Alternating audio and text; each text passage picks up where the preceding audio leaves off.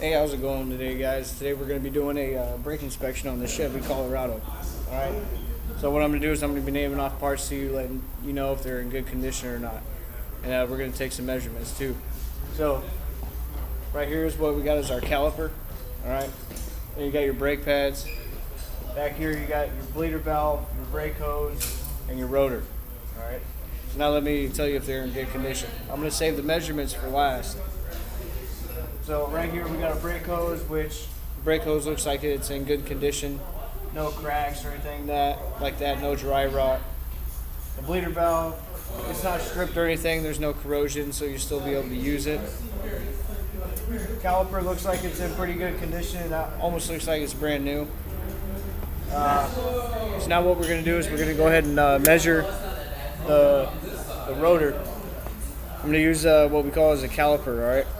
So when I'm using this, turn it on and always make sure you zero it out first, okay? If you don't zero it out, you're going to have a bad measurement. Now on the rotor, it says the minimum safe thickness. That's the minimum safe thickness is how far you can take it down, resurfacing the rotor. So most of the time it's only a couple times, but we're going to make sure it's still within the safe working load.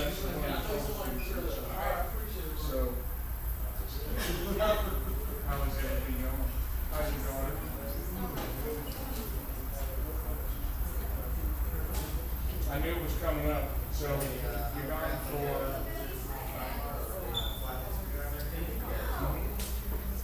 Now I got 25.56, okay? Which the minimum thickness on here I already know that. is 25.6. So if we took this off and resurfaced it, it would be under the safe working load for this. So what we would have to do, we'd have to replace this rotor. So this one's going to get replaced. And of course, you would check the other side too. Make sure that one's good to go. Now what we're going to do is we're going to go ahead and check the thickness of the brake pads. You got this little tool right here that you measure it with. All right.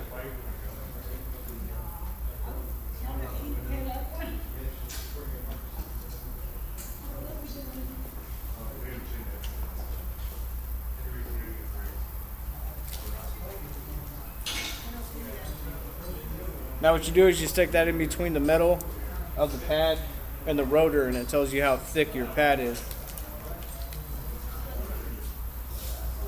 And we got 8 millimeters. I don't know if you guys can see that. That's 8 millimeters right there. All right.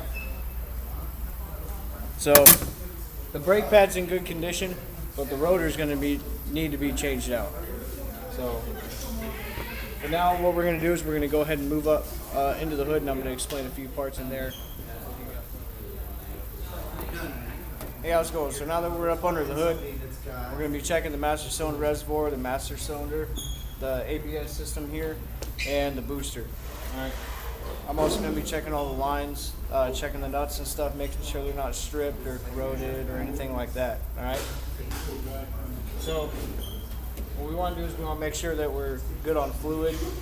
All right. You don't want to run out of fluid, because if you do, you might get air in your lines, or just running out of fluid is a bad thing. All right. So we're good on fluid, nice and full. And make sure you don't fill it up too high, or that could be bad too.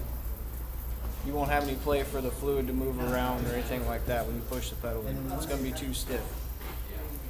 Then you got your master cylinder down here. What I'm going to check on here is make sure all the nuts are good and everything. Make sure all the lines going to it are good.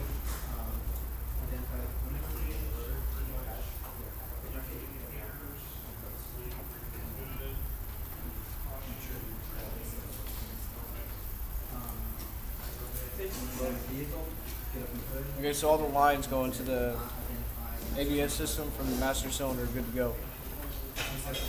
Now, you want to make sure your master cylinder is actually screwed in nice and tight to your booster. You don't want it twisting or being loose or anything like that. You're going to have play in your pedal.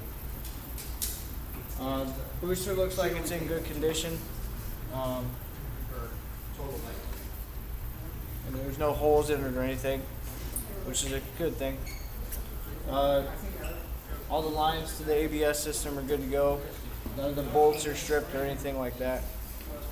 And just to back it up a little bit, let you guys know, there's 3 ways to measure your fluid. You can measure it with a stick. It will tell you how much, like water or something's in it. You can measure it with like a little stick. It's like a pen. It has 2 prongs on the bottom. It will tell you, same thing as a stick. Conductivity in it. And then you can do it with a voltmeter, same way.